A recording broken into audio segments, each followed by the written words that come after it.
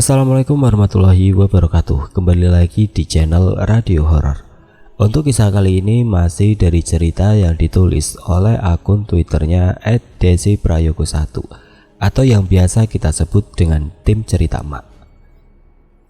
Dan untuk kisah yang akan saya bawakan kali ini yaitu sebuah kisah yang berjudul Kematian Kita. Sebelum kita masuk ke ceritanya, tekan dulu tombol like video ini. Dan jangan lupa tekan juga tombol subscribe channel ini. Dan nyalakan juga lonceng notifikasinya agar tidak ketinggalan cerita-cerita baru dari channel ini. Dan bagi teman-teman yang ingin membaca langsung ceritanya, nanti silahkan saja kunjungi linknya yang nanti akan saya sertakan di kolom deskripsi. Dan seperti apa untuk kisah kali ini? Langsung saja kita simak berikut ini. Narasumber kita kali ini bernama Cika. Dan saat ini Cika sedang duduk di kelas 3 SMA. Cika bersekolah di SMA yang letaknya berjauhan dengan papanya. Lah, kok bisa? Bagaimana kalau aku ceritakan sedikit background kehidupan Cika terlebih dahulu? Cika adalah anak tunggal. Papanya bekerja sebagai mandor di sebuah proyek, sedangkan mamanya sudah meninggal dunia ketika Cika baru dilahirkan. Sejak kecil Cika hanya diasuh oleh sang papa dan nenek dari mendiang ibunya. Tapi saat Cika duduk di bangku SMP kelas 2, sang nenek meninggal dunia karena sakit. Selama ini Cika tinggal di sebuah rumah kontrakan. Sejak sang nenek meninggal, dia selalu sendiri di rumah karena sang papa kalau kerja selalu pulangnya malam, bahkan kadang lembur sampai baru pulang tengah malam. Biasanya sih, kalau papanya lembur, 2 hari setelahnya papanya dapat jatah libur. Jadi dia tidak merasa kesepian. Papanya juga tidak berniat untuk menikah lagi.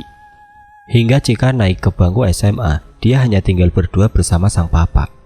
Suatu hari papanya ditugaskan untuk pindah keluar kota, mengurus proyek yang di sana karena mandornya tiba-tiba pergi dan tidak bekerja kembali. Sedangkan sang papa juga tidak mungkin membawa Cika untuk pindah, karena pasti prosesnya sulit, apalagi saat itu kenaikan kelas 3. Biasanya kalau sudah naik ke kelas 3, ditambah situasi pandemi seperti ini, pasti ngurus apa-apa susah. Sayang juga kalau Cika harus mengulang lagi di kelas 2.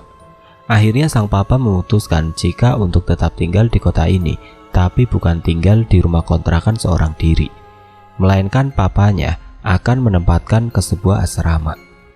Disinilah mulai dari semuanya. Cika ini bersekolah di sebuah sekolah swasta yang cukup elit. Sekolah Cika ini juga menyediakan sebuah asrama untuk anak-anak yang tinggalnya di luar kota atau anak-anak yang orang tuanya harus kerja jauh, sedangkan dia tidak ada sanak saudara. Cika punya si tante, tapi rumahnya cukup jauh dari sekolahnya, sedangkan Cika nggak bisa naik motor. Jarak tempuhnya juga 35 menitan dari rumah tantenya. Tantenya sempat ditawari tinggal gratis di rumah kontrakannya, tapi tantenya nggak mau. Justru tantenya sampai ngontrak sejauh itu agar dekat dengan tempat kerjanya. Karena tantenya kalau bangun selalu jamnya ngepres. Sekalipun ada motor, kalau bangunnya ngepres dengan jarak tempuh 35 menitan, pasti akan selalu telat. Akhirnya ya sudahlah, tidak ada harapan di tantenya. Mau gak mau Cika harus tinggal di asrama. Meskipun papanya harus mengeluarkan biaya tambahan, tapi kalau dipikir-pikir biayanya jauh lebih murah daripada membayar uang sewa rumahnya. Saat itu Cika dipegangi salah satu ATM sang papa, karena nanti setiap bulannya papanya akan transfer untuk segala keperluannya. Kebetulan asramanya ini dekat sekali dengan minimarket yang ada mesin ATM-nya. Sebenarnya strategis si asrama ini, cuma Cika kurang nyaman dengan satu rumor yang sudah berkembang dari satu mulut ke mulut siswa-siswa yang tinggal di asrama tersebut. Katanya, di asrama itu sering sekali nampak sesosok wanita yang konon dia meninggal di salah satu kamar asrama tersebut. Itu nanti akan kita bahas di pertengahan cerita. Untuk sementara akan kita tuntaskan bagian Cika. Papanya segera mengurus segala administrasi pendaftaran Cika sebagai penghuni asrama baru.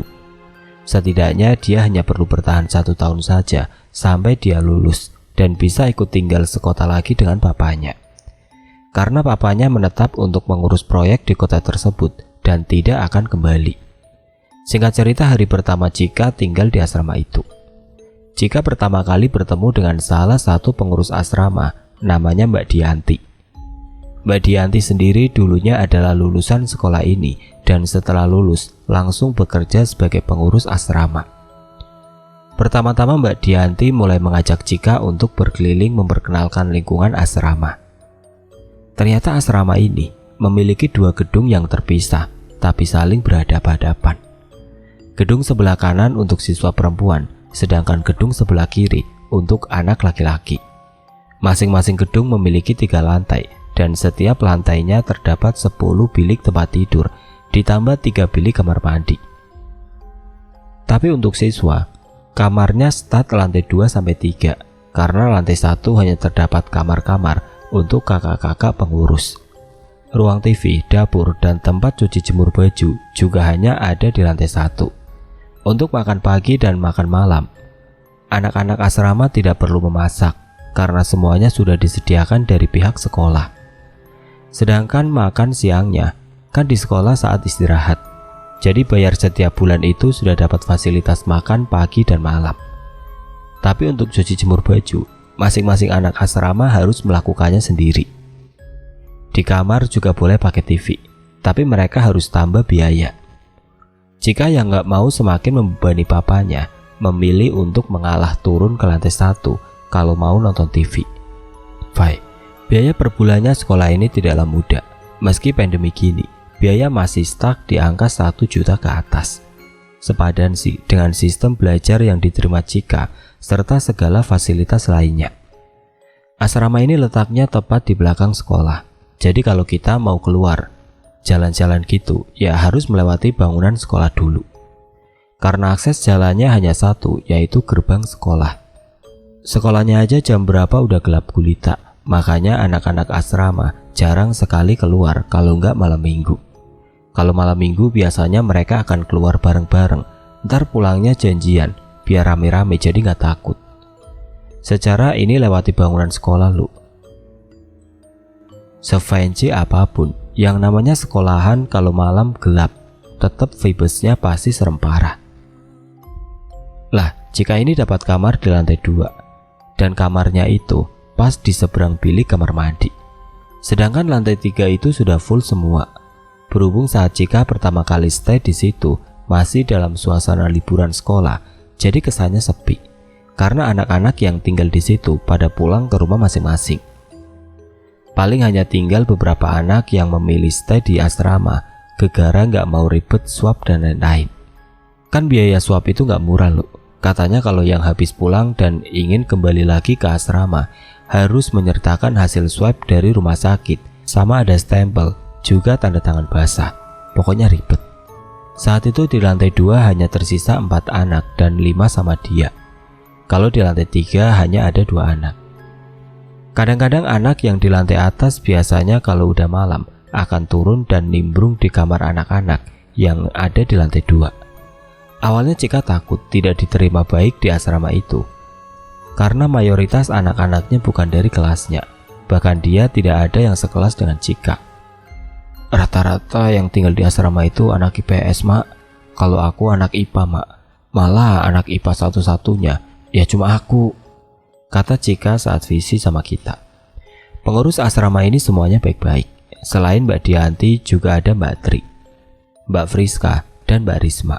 Sedangkan kepala asrama mereka bernama Ibu Dini. Beliau juga merangkap sebagai guru UKS di sekolah Cika. Sedikit clue ya, sekolah Cika ini berbasis Islam. Berhubung masih masa-masa liburan, setiap harinya Cika paling mondar-mandir di lantai 2 dan 1. Sampai salah satu anak yang tinggal di lantai 3 mulai mengajaknya berkenalan, dan saat itu adalah hari ketika Cika tinggal di asrama. Cika mengaku anak-anaknya sangat ramah. Bahkan Cika diundang untuk pajama time bareng mereka. Ya semacam rame-rame kumpul, cerita-cerita sambil pakai baju tidur di salah satu kamar sampai tengah malam. Anak-anak yang tinggal di situ semuanya seangkatan dengan Cika. Hanya ada 2 anak yang mau naik ke kelas 2. Oh iya, aku ada sedikit miss. Saat Cika pertama kali masuk ke asrama, juga dia harus menyertakan hasil tes swabnya dan alhamdulillahnya negatif, jadi dia tidak perlu isolasi. Kembali ke cerita. Mereka sepakat kumpul di salah satu kamar anak asrama bernama Erina yang berada di lantai 3. Tet jam 10 malam, mereka bertuju mulai kumpul satu persatu. Sampai giliran Chika naik ke atas bersama Rosa dan Yoni. Entah kenapa begitu langkah kaki Chika mulai menaiki anak tangga lantai 3, terasa seperti disambut dengan suasana yang hening. Awalnya Chika berpikir, mungkin karena di lantai 3 hanya tinggal 2 anak yang masih stay, makanya suasana berbeda kalau semua anak pada kumpul. Toh kamar lantai 3 semuanya sudah full. Kan kamar mandi setiap lantai letaknya tepat di sebelah kanan dekat tangga. Jadi begitu kaki Chika sudah berada di lantai 3, matanya secara tiba-tiba seperti ingin sekali melihat ke arah salah satu dari 3 bilik kamar mandi di lantai itu. Belum sempat matanya melihat, dia mendengar Rosa memanggil namanya. "Kak Chika, sini, kamarnya Kak Erina sebelah kiri, bukan sebelah kanan." Jadi dia buru-buru menghampiri kemana tempat Rosa berdiri dan melupakan rasa penasarannya. Bahkan saat itu dia juga nggak paham kenapa hatinya seperti ditarik untuk mendekat ke salah satu bilik tersebut. Saat langkah Chika sudah dekat dengan Rosa yang berdiri di depan sebuah kamar, dan itu adalah kamar Erina. Dia melihat di dalamnya sudah ada Erina, Mina, Hani, dan Lani. Lalu Rosa dan Yoni pun juga ikut masuk. Sambil setengah sungkan, Chika akhirnya masuk yang paling terakhir. Lah pada saat langkah Chika mau masuk ke dalam, samar-samar dia mendengar ada suara anak perempuan yang memanggilnya dari sudut lorong sebelah kanan. Meski samar-samar tapi cukup jelas kalau memang ada yang memanggil namanya. "Chika, Chika, ayo sini main ke kamarku." Itulah suara yang Chika dengar. Mungkin teman-temannya yang sudah ada di kamar melihat keanehan dari sifat Chika. Buru-buru mereka menarik Chika untuk masuk. Sampai Chika kaget dengan sikap teman-temannya. Padahal kurang sedikit lagi dia sudah bisa tahu siapa orang yang memanggil namanya dari arah sudut kanan. "Kamu kalau lagi di lantai 3 jangan sering bengong Chika, gak baik. Lagian di lorong sebelah kanan itu gak ada yang nempati sama sekali. Semua anak di lantai 3 masih pada pulang ke rumah masing-masing. Yang ada penghuninya ya lorong ini, termasuk kamar Erina dan Hani yang kamarnya berdempetan," ucap Mina. Chika yang masih belum paham hanya bisa berucap, "Maaf ya teman-teman, aku gak tahu." Terus tiba-tiba Erina seperti diam seketika. Matanya menatap tajam ke arah luar, lalu pandangannya melihat ke arah jam. Tidak lama kemudian Erina menarik tubuh Chika untuk dibawa mendekat kasurnya sambil berkata, "Mina, cepat tutup pintunya." Buru-buru Mina menutup pintu kamar Erina sambil setengah membanting. Pas saat pintu sudah tertutup, tahu-tahu dari arah luar terdengar seperti ada suara tubuh yang membentur pintu kamar Erina. Dan di situ Chika melihat semua teman-temannya seperti menghela nafas lega. Tapi Chika masih bingung dengan sikap mereka. Erina melihat ke arah Chika dan sepertinya dia paham kalau Chika sedang kebingungan. "Chika, coba duduk di sini. Kamu lihat sekarang sudah jam berapa?" tanya Erina kepada Chika. "Jam 10:30 malam, Rin. Kenapa?" jawab Chika. "Jadi begini Chika, anak-anak yang tinggal di lantai 3 itu sudah terbiasa dengan aturan yang tidak pernah diterapkan ke anak-anak di lantai 2. Anak-anak lantai 3 sebelum jam 10 malam harus sudah mengunci pintu kamar masing-masing. Sama sekali gak ada yang boleh keluar kamar sampai terdengar adzan subuh. Pamali Chika, kalaupun kita kebelet buang air kecil, ya tinggal ke ember itu." Sambil menunjuk ke arah sebuah 2 ember yang ada di sudut kamar Erina. "Masalah BAB, kita harus BAB sejak sore, jadi malamnya jangan sampai BAB. Semua anak di lantai 3 pasti melakukan hal ini. Kalau tidak, maka siap-siap dia akan bertemu dengan kita," jelas Erina panjang lebar. Jangan sebut namanya Kak, serem," celetuk Rosa. "Oke, sorry. Enggak lagi deh," saut Erina setengah ketawa. Merasa masih ragu dengan pernyataan Erina, membuat Chika kembali ingin memastikan apakah ucapan Erina ini beneran atau hanya sekedar bercandaan mereka. Chika mulai berkata, Kamu bercandanya gak lucu, Rin. Aku gak suka. Sambil memasang wajah sebel. Erina yang mendengar kalimat itu langsung menghampiri Chika dan mencengkram kedua lengan Chika sambil berucap, "Kalau aku ngarang, ngapain kamu aku girit masuk? Kamu juga dengarkan suara di luar pintu tadi? Karena kita sedang ada di luar. Dan yang manggil-manggil namamu dari tadi itu, dia Chika. Dia tidak akan membiarkan anak asrama yang baru hidup dengan nyaman. Jangankan anak asrama baru, kadang yang lama aja masih diganggu." Kali ini nada bicara Erina serius, tergambar jelas dari raut wajahnya yang menatap Chika. Setelah semakin lama, Chika baru tahu kalau Erina ini adalah anak indigo. Dia bisa tahu jika ada sosok lain di suatu tempat, termasuk sosok kita di asrama itu. Lantas kita itu siapa? Kenapa kalian semua seperti takut sama dia? Kalau enggak, kan biasa aja, sekalipun kalau sosok kita itu hantu. Chika seperti menceri ribuan pertanyaan kepada teman-temannya. "Cik, kamu jangan lancang ya kalau nyebut namanya. Nanti kamu..." ucap Yoni yang tidak lagi meneruskan ucapannya. Sudah, gak ada gunanya bertengkar.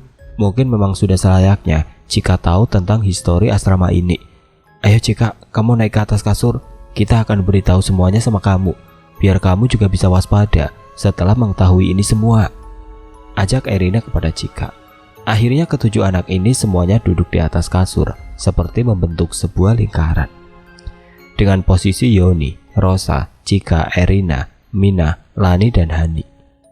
Agenda mereka yang awalnya ingin nobar drakor jadi wurung, berubah menjadi pembahasan seputar horor. Nampak sekali mimik wajah serius dari masing-masing temannya. Semua mulai saling pandang satu sama lain, dan suasana berubah menjadi kian mencengkam. Chika pun makin penasaran, sampai Chika setengah membentak berkata, "Ayo buruan cerita atau aku balik ke kamar." Tangan Erina langsung memegang dan menarik tangan sebelah kiri Chika dengan menjawab, "Iya, aku akan cerita." Disinilah cerita seputar kita dimulai. Anggita Kanyadewi adalah anak angkatan 97-2000. Dulunya dia juga seorang siswa di sekolah yang sama dengan ketujuh anak ini. Kita juga tinggal di asrama ini sejak awal pertama kali dia sekolah. Katanya kita ini seorang anak yatim piatu yang diberikan beasiswa agar bisa sekolah SMA gratis di sekolah tersebut. Katakanlah kita adalah anak emas bagi sekolah ini. Nilainya selalu unggul dari semua teman-temannya. Banyak guru yang suka dengan sikap kita yang sopan santun, dan kita juga memiliki banyak teman. Tapi rata-rata teman kita itu semuanya adalah anak-anak yang terkenal kutu buku di sekolah, yang setiap jam istirahat selesai makan langsung larinya ke perpustakaan. Sedangkan anak-anak yang lain lebih memilih nongkrong di kelas atau halaman sekolah. Tapi anak-anak ini lebih suka membaca buku di perpustakaan. Penjaga perpus mana yang gak kenal dengan kita dan keempat temannya. Biasanya kalau ada tim kutu buku pasti juga ada anak-anak yang tergolong tim rebel. Yang paling terkenal rebel di sekolah ini adalah Fauzia atau akrab disapa Zia. Setiap harinya Zia dan kelima temannya selalu membuat gaduh sekolah. Paling sering membuat kerusuhan di kantin. Kan makan di kantin gak bayar, tapi kalau snack-snacknya semua murid harus membayar sendiri. Pada waktu itu Zia dan teman-temannya malah lebih sering menjara jajanan di kantin dan sama sekali tidak pernah bayar. Tidak ada yang berani berurusan dengan Zia. Selain dia preman di sekolah, juga bapaknya Zia yang terkenal seorang dukun paling tersohor di kota ini. Konon katanya bapak Zia bisa membuat seseorang dapat kehilangan nyawanya hanya dengan menyelintikkan jarinya. Kepala sekolah pada saat itu adalah kepala sekolah baru, menggantikan yang sebelumnya, karena menurut rumor yang berkembang, kepala sekolah sebelumnya dibunuh bapak Zia secara magis. Banyak yang percaya kalau bapak Zia membunuh kepala sekolah yang lama dengan cara disantet. Meninggalnya juga di sekolah dan terjadi saat upacara bendera. Jelas satu sekolah melihat langsung proses sakaratul mautnya kepala sekolah pada saat itu. Budini pernah bercerita, saat itu beliau masih menjadi ibu BK dan juga ada di upacara hari itu. Beliau menyaksikan gelagat aneh dari Pak Kepala Sekolah Hingga saat mengheningkan cipta, tiba-tiba Pak Kepala Sekolah muntah darah dan gak lama setelahnya keluar 7 paku yang panjangnya hampir sejari telunjuk orang dewasa. Baru setelah itu Pak Kepala Sekolah pingsan dan segera dilarikan ke rumah sakit terdekat. Sayangnya baru 15 menit ditangani, Pak Kepala Sekolah dinyatakan meninggal dunia. Semenjak itu tidak ada yang berani berurusan dengan Zia dan gengnya. Sebenarnya saat itu masalahnya sepele. Pak Kepala Sekolah ini hanya berusaha menegur Zia agar tidak terus-menerus berbuat onar. Apalagi Zia ini sempat hampir tidak naik kelas, tapi masih diupayakan. Zia yang merasa harga dirinya direndahkan, apalagi saat itu Pak Kepala Sekolah berbicara di depan anggota gengnya. Zia merasa harga dirinya turun. Zia nggak terima dan langsung melapor ke bapaknya. Keesokan harinya Bapak Zia datang ke sekolah menemui Pak Kepala Sekolah. Niat hati awalnya berniat untuk menyogok agar anaknya tetap diperbolehkan masuk dan tidak diskors. Tapi Pak Kepala Sekolah yang menjabat pada waktu itu anti sekali dengan suap menyuap, dan beliau tetap memilih menghukum Zia dengan hukuman yang sesuai untuk dia. Bapaknya Zia nggak terima dengan keputusan Pak Kepala Sekolah pada waktu itu. Pulanglah mereka dengan perasaan marah. Sebenarnya sejak hari Sabtu itu, Pak Kepala Sekolah sudah mengeluh ada yang aneh dengan tubuhnya. Bahkan di rumah pun beliau merasa kepanasan, hingga terjadilah tragedi itu di Senin paginya. Benar-benar nggak ada lagi yang berani melawan Zia semenjak kejadian Pak Kepala Sekolah. Apalagi meninggalnya pun katakanlah terlalu mendadak. Zia pun mulai berkuasa di sekolah. Jangankan membantah, melihat wajah Zia saja tidak ada yang berani. Singkat cerita, di tahun 1999 ada penerimaan siswa baru. Saat itu Gita menjabat sebagai ketua OSIS.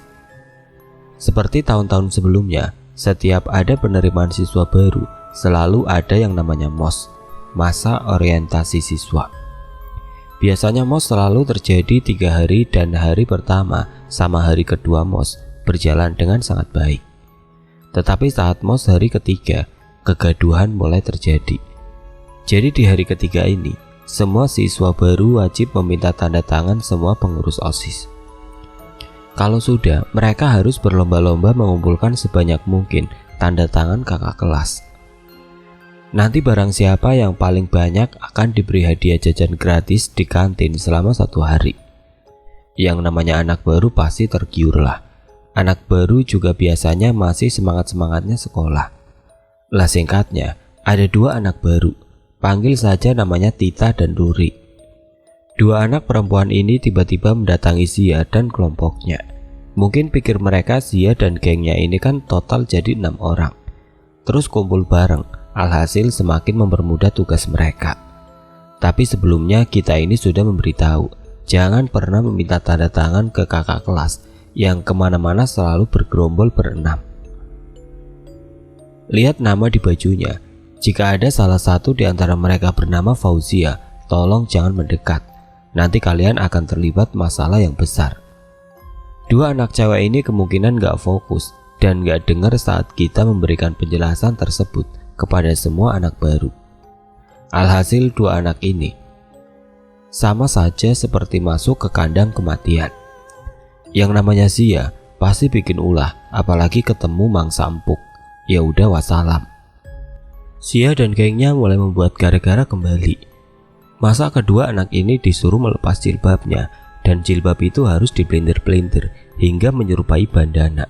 Lalu mereka suruh pakai layaknya bandana. Setelah itu Zia menyuruh salah satu temannya mengambilkan lipstik di tasnya. Saat lipstik itu sudah di tangannya, buru-buru dia coret-coret wajah kedua anak ini. Dengan polosnya anak-anak ini nurut saja diberlakukan seperti itu. Pas sudah puas, kedua anak ini disuruh pergi tanpa memberikan tanda tangan guna tugas mereka.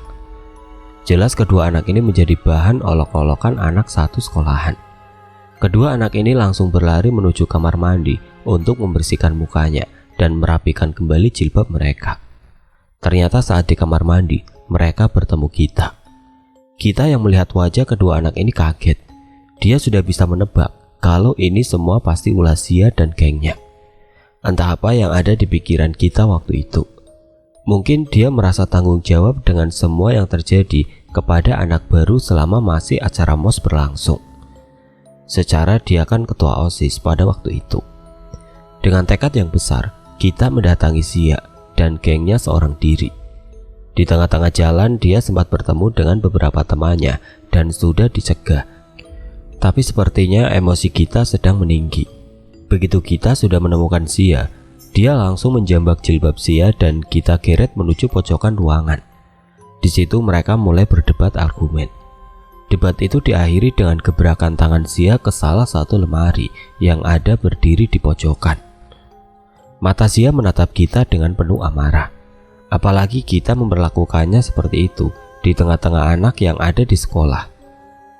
Hanya kitalah yang bisa berbuat seperti itu kepada Zia, tapi semua tidak bisa mendengar apa saja yang mereka bicarakan. Tahu-tahu Zia berjalan meninggalkan kita sendiri di sudut sekolah. Sebenarnya satu sekolahan tahu kalau wajah kita dan Zia ini ada kemiripan. Sampai awalnya pas pertama masuk dikira anak kembar, ternyata enggak. Dilihat dari sifatnya saja sudah bertolak belakang banget.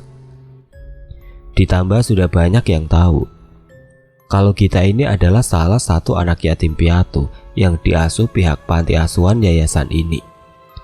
Jadi sekolah ini juga ada panti asuhannya dan anak-anak yang ada di panti selalu disekolahkan di sekolah ini. Berhubung lokasi panti jauh dari sekolah, ada beberapa anak yang akhirnya ditempatkan di asramanya dan salah satunya adalah kita. Tapi nanti kalian akan terkejut. Kembali ke cerita. Saat itu sepertinya tidak ada perdebatan yang cukup serius. Semua berharap Zia tidak memperlakukan kita terlalu berlebihan. Bagaimanapun, apa yang dilakukan kita memang itu sudah menjadi tanggung jawabnya. Hening tuh, tidak ada kasus apa-apa. MOS juga dapat diakhiri dengan baik oleh tim OSIS. Anak-anak satu sekolah mungkin berpikir masalah antara kita dan Zia benar-benar selesai. Setelah acara MOS, 1 minggu setelahnya akan ada acara pertunjukan seni teater musikal, sekaligus sebagai acara sambutan untuk wali murid kelas 1 yang baru. Di situ anak kelas 2 dan anak kelas 3 sedang berlatih dengan sangat keras agar bisa menyajikan penampilan yang memukau di depan banyak orang, tidak terkecuali kita.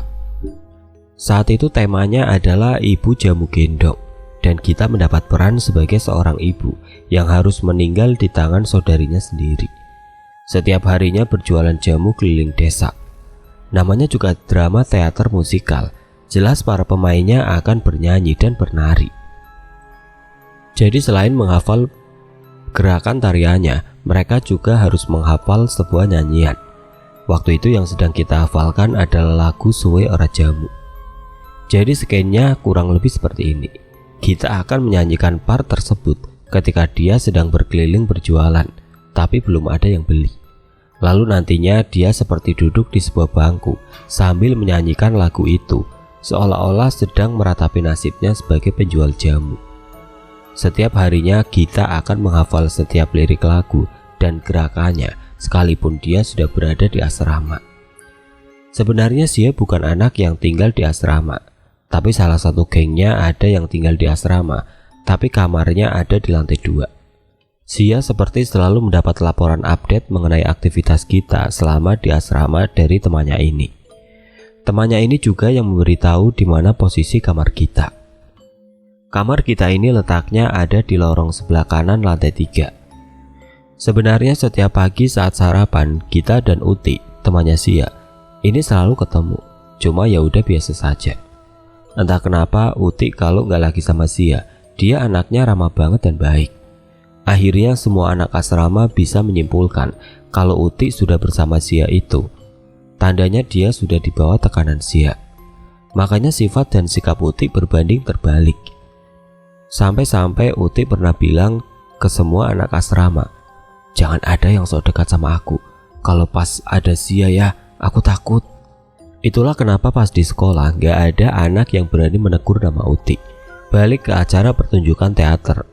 Saat semua wali murid kelas 1 sudah pada datang, acara pun dimulai. Semua anak saling bertukar peran satu sama lain di acara tersebut. Kita juga sudah nampak menjalankan perannya di atas panggung, dan yang terakhir hanya tinggal bagian anak kelas 2. Karena kalau tidak salah, alur ceritanya Gita itu, perannya sudah meninggal dibunuh oleh saudaranya sendiri yang mengangkat anaknya. Kurang lebih seperti ini alur dramanya. Gita ini seorang janda miskin dan memiliki seorang anak perempuan. Setiap harinya Gita akan berjualan jamu mengelilingi desa.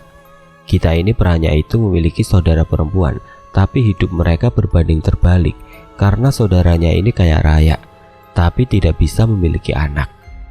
Akhirnya saudaranya ini datang menagih janji hutang mendiang suaminya. Tidak ada yang namanya saudara kalau sudah berurusan dengan uang. Mereka tidak bisa mengambil apa yang menjadi haknya. Akhirnya saudaranya ini marah dan membunuh Gita. Lalu anaknya dibawa sama saudaranya ini. Jadi sesi Gita saat itu sudah selesai. Terus dia teringat kalau kertas sambutan yang sudah dia buat untuk Pak Kepala Sekolah ketinggalan di kamar asramanya. Kan setelah acara itu selesai, ada satu agenda di mana Pak Kepala Sekolah akan menyampaikan sambutannya. Lah, Gita ini yang kedapatan membuat kata sambutan tersebut dalam sebuah tulisan di kertas. Karena kertasnya ketinggalan di asrama, otomatis Gita harus ke asrama untuk mengambil kertas tersebut. Berhubung sesi dia semuanya sudah selesai, buru-buru Gita kembali ke asrama sebelum sesi Pak Kepala Sekolah berlangsung. Dia lihat semua temannya sedang sibuk, dan akhirnya Gita pun kembali ke asrama seorang diri. Selama melewati lorong-lorong sekolah hingga sampai di asramanya, Gita ini selalu menyanyikan lagu yang dia bawakan di pentas seni, yaitu lagu Suwe Ora Jamu. Terus dan terus Gita menyanyikan lagu tersebut sampai dia tidak menyadari kalau dari belakang ada Sia dan gengnya yang mengikuti langkah Gita menuju asrama. Di situ juga ada Uti. Begitu sampai di asrama dan Gita mulai menaiki anak tangga untuk menuju kamarnya di lantai 3. Sama halnya dengan Sia dan gengnya yang selalu membuntuti dari belakang. Saat sampai di lantai 3, terlihat suasana hening dan sepi. Benar-benar hanya mereka dan Gita. Sedangkan semua orang asrama masih berada di aula sekolah. Buru-buru Sia menjambak sanggul Gita dan memasukkan tubuhnya ke salah satu bilik kamar mandi di lantai 3 yang tertulis bilik nomor 1. Susunannya itu, kalau dimulai dari sisi tangga 3, 2, dan yang terakhir dekat kamar Gita itu kamar nomor 1. Gita yang kaget gak nyangka kalau dari tadi dia diikuti oleh Sia dan gengnya. Gita tidak berdaya ketika harus melawan 6 orang sekaligus karena dia hanya seorang diri. Sia dan ketiga temannya masuk ke dalam kamar mandi untuk mengeksekusi Gita.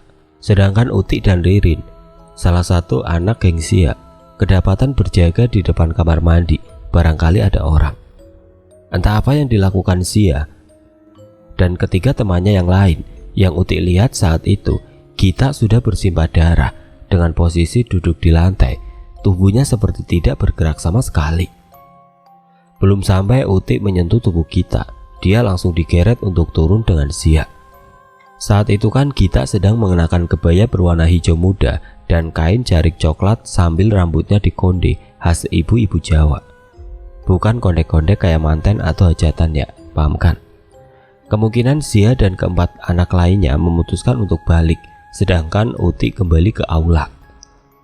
Sebenarnya dia berniat untuk ke kamarnya saja, tapi dia terlalu takut. Kepalanya berputar-putar membayangkan kondisi Gita yang dia lihat di kamar mandi.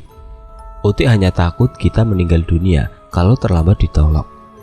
Gak mungkin juga kan tahu-tahu dia nemuin Gita di kamar mandi atas, dan gak mungkin juga dia melaporkan semua perbuatan Sia dan teman-temannya. Yang ada dia bisa mati di tangan bapaknya Sia. Malam itu Uti seperti berkecambuk pikirannya. Dia melihat ke arah jam dinding dan dilihatnya sambutan untuk Pak Kepala Sekolah kurang 5 menit lagi. Uti seperti memberikan aba-aba kepada teman-teman Gita dengan alasan sok-sok mencari Gita karena Pak Kepala Sekolah sebentar lagi harus naik panggung. Sebenarnya Uti juga salah satu tim dalam acara pentas seni hari itu, tapi dia tugasnya merias para pemain. Lah, dari ucapan Uti lah, semua teman-teman Gita baru menyadari kalau Gita tidak ada di aula. Ada salah satu teman Gita yang bilang kalau Gita sempat izin balik ke asrama untuk mengambil sambutan Pak Kepala Sekolah yang tertinggal di kamarnya.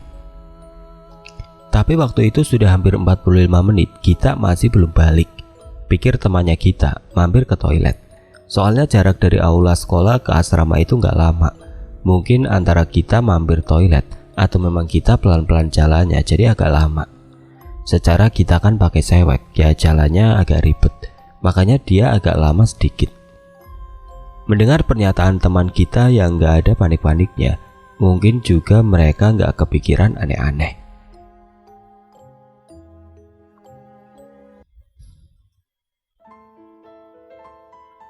Oke teman-teman, sampai di sini dulu ceritanya. Nantikan kelanjutan kisah ini di video berikutnya.